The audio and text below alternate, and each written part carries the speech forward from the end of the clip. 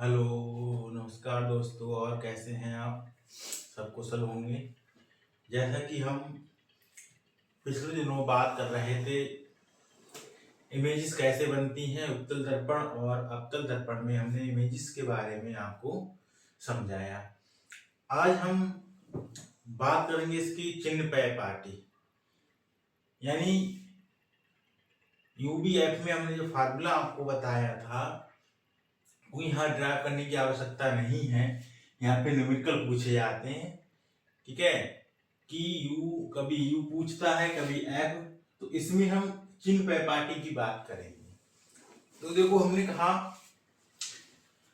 कि जो दर्पण से लेफ्ट साइड की जितने भी वस्तु रखी होती है उसकी इमेजेस हम जो भी दूरियां होंगी वो हम माइनस में लेते हैं, और दर्पण के राइट साइड में जो भी दूरियां होंगी वो हम सब प्लस में लेते हैं, ठीक है।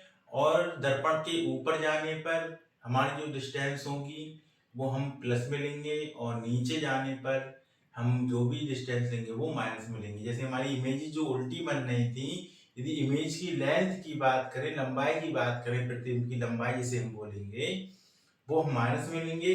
और जो वस्तु की लंबाई है, वस्तु जो रखी हुई है उसकी जो हाइट की बात करें, लंबाई की बात करें, वो हम प्लस में लेंगे। तो वही यहाँ पर हमने चिन्ह पै पार्टी की बात कर रहे हैं कि चिन्ह पै पार्टी दो तरह से हम लेंगे, उत्तल में क्या होगी, अवतल में क्या होगी। तो अवतल दर्पण में जो u होता है ये माइनस का होगा, और f होगा ये भी माइनस में होगा। जैसे हमने आपको इमेजेस 6 प्रकार की बताई थी, तो u में अवतल दर्पण में जो इमेजेस बन रही वो सब जिस दर्पण के आगे ही बन रही थी, और दर्पण से आगे जो इमेजेस बनेंगी उनकी फोकस दूरी भी उधर ही होगी। अब b की बात करें तो b यहाँ पर माइनस होता है, लेकिन यदि हमारा आभासी प्रतिबिंब होगा तो b किस में आएगा, प्लस में, और यदि वास्तविक होगा तो किस में आएगा, माइनस में, ठीक है।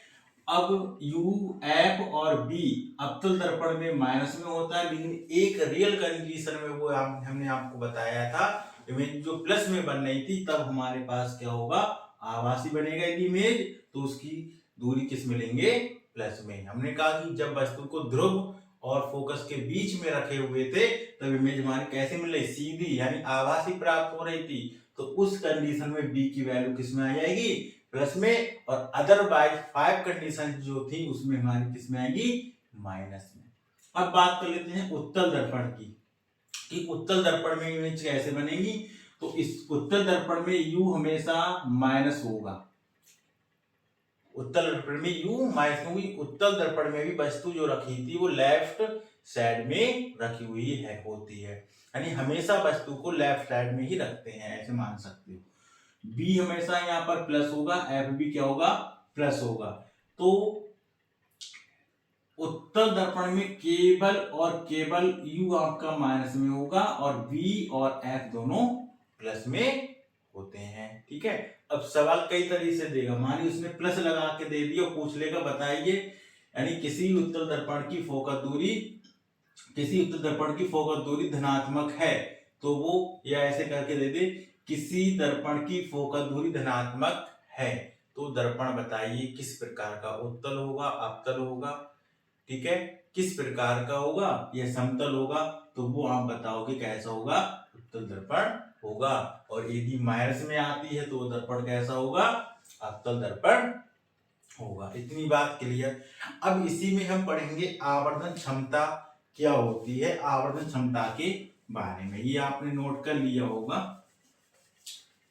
आवर्धन क्षमता क्या होती है, आवर्धन क्षमता ये होती है कि वस्तु जी है जहां पर इमेज बन रही है, क्या बन रही है, इमेज, ठीक है, और जो वस्तु की लेंथ है उन दोनों के बीच ही जो क्षमता होगी, यानी लेंथ किस प्रकार से बन रहा है, ठीक है।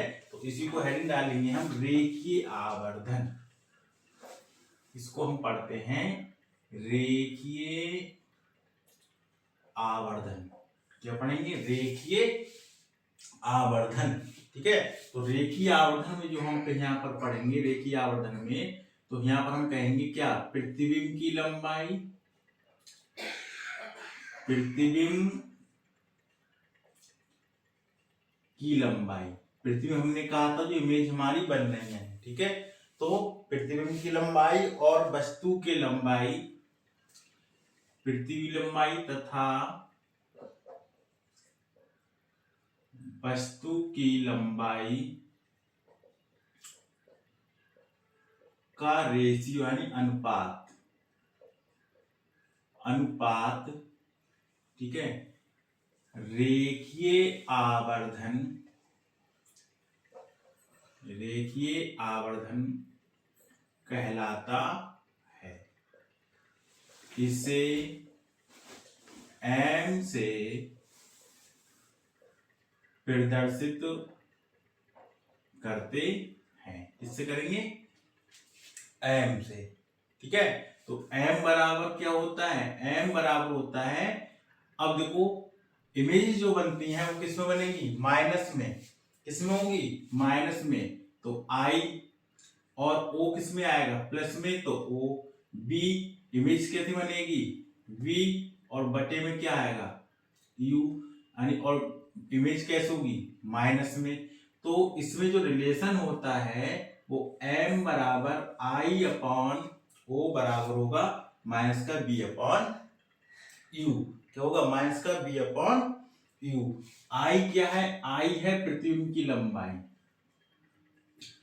I क्या है, प्रतिबिंब की लंबाई, I क्यों क्या कहते हैं, प्रतिबिंब की लंबाई, और O है, ये है वस्तु की लंबाई, ये है वस्तु की लंबाई। ये तो आपको पता है प्रतिबिंब की दूरी, यानी ये क्या होगी, प्रतिबिंब की दूरी, और U क्या है, वस्तु की दूरी, U क्या है, वस्तु की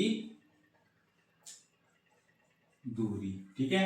इस पर कल हम, ये आपका चैप्टर समाप्त हुआ, ठीक है। इस पर कुछ सवाल बताएंगे और फिर इसमें हम उत्तल दर्पण और अवतल दर्पण का उपयोग भी समझाएंगे, ठीक है। तो आज हम इस पे इतना करेंगे। कुछ चीजें इसमें मेन पॉइंट नोट करने का है कि वास्तविक प्रतिबिंब के लिए रेखीय आवर्धन का मान ऋणात्मक और आभासी प्रतिबिंब के लिए रेखीय आवर्धन का मान धनात्मक होता है। इस चीज को, इसको हम नोट कर लेते हैं, महत्वपूर्ण पॉइंट है, इस चीज को आप नोट करके हेडिंग डाल दीजिए। की पॉइंट है ये आपका, की पॉइंट क्या है उसको नोट कर लें। की पॉइंट लॉक करना, की पॉइंट क्या है, की पॉइंट में आप लिखिए वास्तविक प्रतिबिंब के लिए, वास्तविक प्रतिबिंब के लिए, वास्तविक प्रतिबिंब के लिए रेखीय आवर्धन, रेखीय आवर्धन ऋणात्मक, यानी वास्तविक प्रतिबिंब के लिए रेखीय आवर्धन ऋणात्मक या रेखीय आवर्धन का मान करके लिख सकते हो। रेखीय आवर्धन का मान ऋणात्मक बा, ठीक है, तथा आभासी प्रतिबिंब के लिए, तथा आभासी प्रतिबिंब के लिए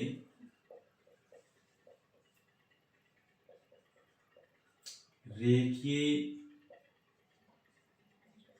आवर्धन का मान धनात्मक होता है। यानी वास्तविक प्रतिबिंब के लिए रेखीय आवर्धन कैसा होगा, ऋणात्मक होगा। यदि हम वास्तविक प्रतिबिंब का रेखीय आवर्धन कितना होता है, धनात्मक होगा। और रेखीय और आभासी प्रतिबिंब के लिए आपका आवर्धन कैसा होगा, धनात्मक होता है। इतने को नोट करिए। अब हम मिलेंगे नेक्स्ट डे, ठीक है, तब इस पर हम इसके सवालों को बात करेंगे और इसी से कुछ उत्तल दर्पण और अवतल दर्पण के जो उपयोग है उसके बारे में भी बात करेंगे। ठीक है, जब तक के लिए सभी लोगों का बहुत बहुत